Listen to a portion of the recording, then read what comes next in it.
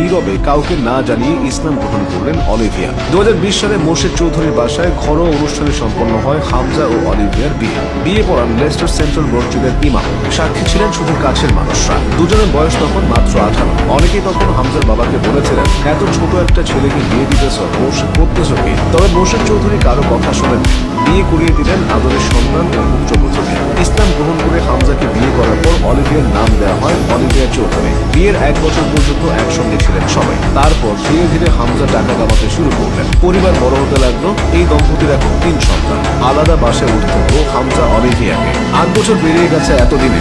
Olivia কি এখনো ইসলাম ধর্ম পালন করছেন? মোর্শেদ চৌধুরী গর্বের সঙ্গে বলেন, অলিভিয়া নামাজ পড়ে, রোজা রাখে, মিলাদ করেন। আমাদের বাড়িতে সপ্তাহে একদিন মিলাদ হয়, তারা আসে। পাশ্চাত্যের পোশাক পরিবর্তন করেছে। পরবর্তী সময়ে অলিভিয়ার পরিবারও তার বিয়ে মেনে নিয়েছে। তিনি বলেন, অলিভিয়ার মাধ্যমে